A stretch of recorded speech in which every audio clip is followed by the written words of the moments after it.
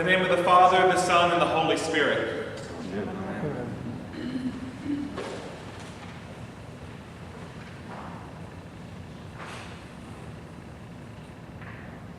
When I was in high school, I played soccer. That was my sport. And where I grew up, we were considered the best white team. We regularly beat all the other white teams. But when it came to playing the Latino teams, King City and Alisal, we got our butts handed to us. And when we played King City, we feared their star player. His name was Playboy, okay? And he was bigger than all of us. He was a lot bigger. He was a man among teens. And he had thighs like tree trunks and a full beard. And I vaguely remember the coaches actually questioning the other coaches and the referee over whether he was actually the right age, and he was legit. He was just a really big guy. And every time he would get the ball and start heading for our goal, the entire team would yell, "Playboy!" And I think sometimes our team yelled the same thing. Well, Playboy was not only the biggest guy, he was also the baddest guy on the field. And he knew all the dirty tricks, and he never got caught.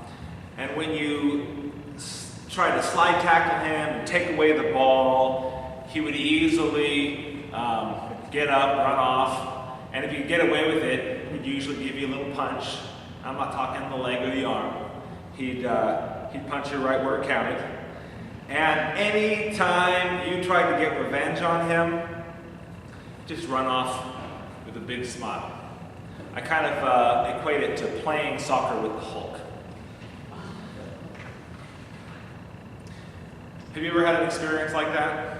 Playing competitively against someone, getting your butt kicked? Or maybe you didn't have an athletic experience, maybe it was something else. Maybe you played on a chess club or a debate team or a spelling bee, and the aggression you didn't experience wasn't physical, but maybe it was verbal, maybe mental. And maybe if you didn't experience it there, you had an experience of this type of competition on the playground, maybe just in the halls, maybe in classes with other students. Could have been competition with your own siblings or family members, but that real tough competition. And in school, it feels as like you're preparing to go out into the real world. You have these experiences that prepare you and get you warmed up, but nothing really prepares you for growing up and going out into the real world. I did sales for 10 years, and I got a lot of stories, but recently I talked to one of my good friends about their experience. They're a sort of a high-level, high-power salesperson, and we were talking about their experience in the office, and she was telling me that there was this employee that they had hired that she really, really liked. He was great to work with, really easy, really wonderful, had a lot to contribute, and then she kind of got down. And I said, what's going on? And she said, I don't think he's going to make it in the office. That's the downside. I really don't think it's going to last. And I said, what are you talking about? Just got quiet. And I said, let me guess. He doesn't lie very well. He can't lie to other people. And she just looked at me and just gave me that look like, exactly. In today's gospel, I think Jesus is talking about this competitiveness. He's not necessarily saying that competition is bad. We know that competition can be healthy, helps us strive to do better and achieve good things. But what Jesus is pointing at is when we lose sight of what the competition is for. You know, when we get a big head, and that when we think that what we do or who we are is more important than what somebody else does or who somebody else is. This is also what Jesus is doing when he observes people choosing their place at the table.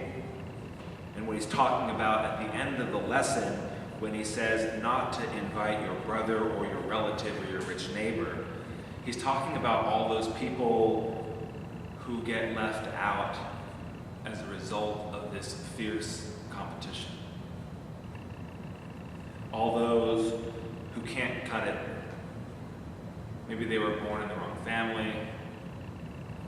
Maybe they didn't get the best education. Maybe they never had a chance competing with the big boys.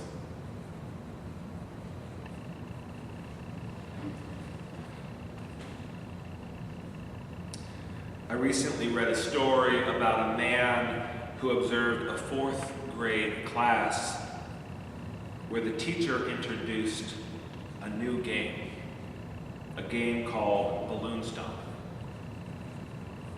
And in this game, a balloon was tied to every child's leg, and the object of the game was to pop everyone else's balloon while protecting your own.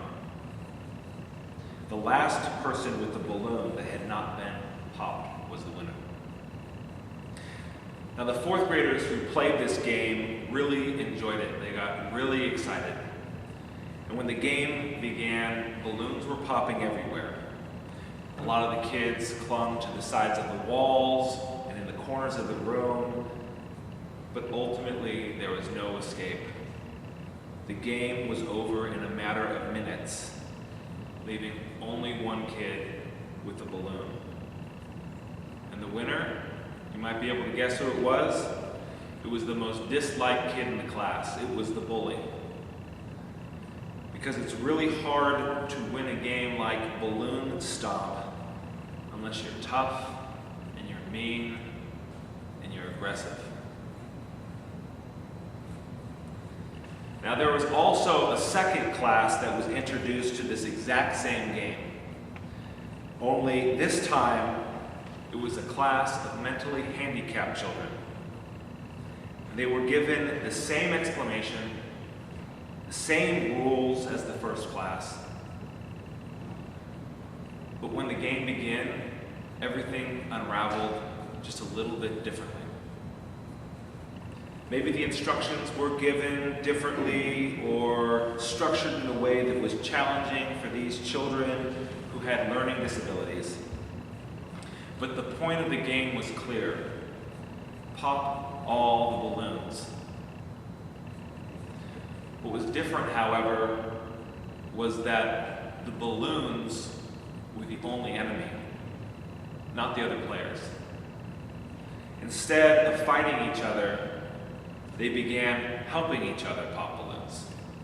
One of the little girls stopped, knelt over, and grabbed her own balloon and held it out to assist a little boy so he could easily stomp her balloon.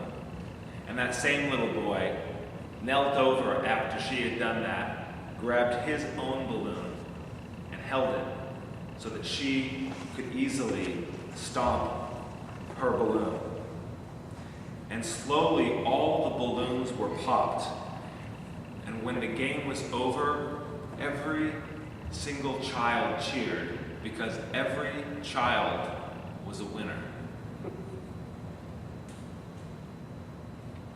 You know, we live in a world where it can feel like we're either first or we're nothing at all.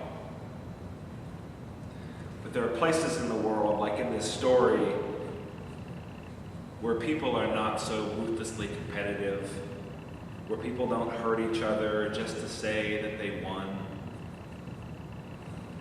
There are times and places where people are humble. I'm sure there are places in your life where you have received the generosity of another person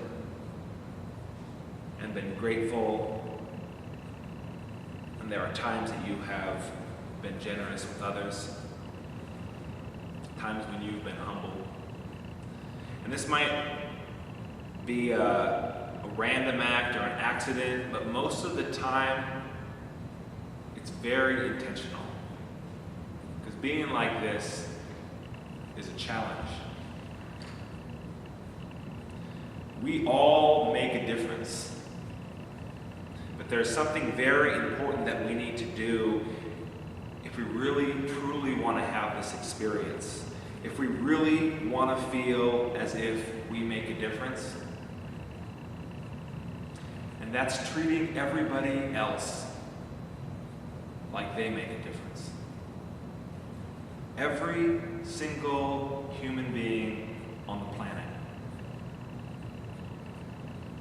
You know, we live in a world where we all want to make a difference, but we don't experience it. We often don't feel fulfilled no matter what we do. And this is because we need each other. We need each and every person to honor the difference that we make, and each and every person needs to be honored in the difference that they make.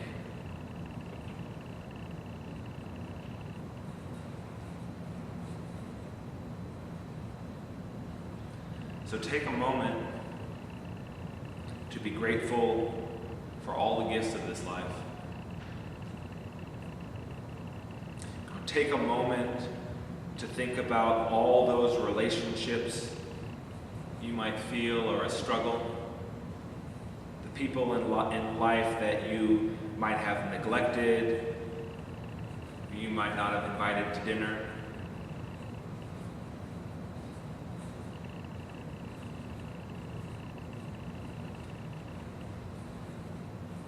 Think about all those people in your life where being in relationship is easy, where it's not a struggle.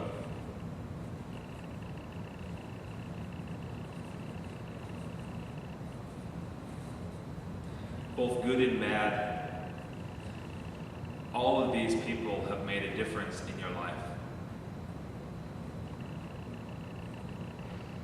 You know, with some it might be more difficult to see, but it's there. You might have to dig deep.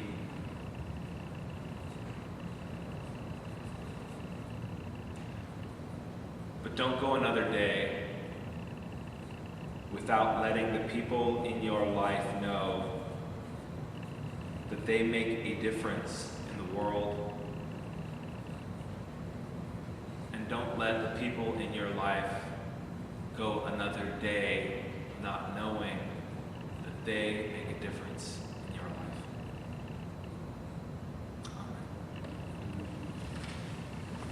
Amen.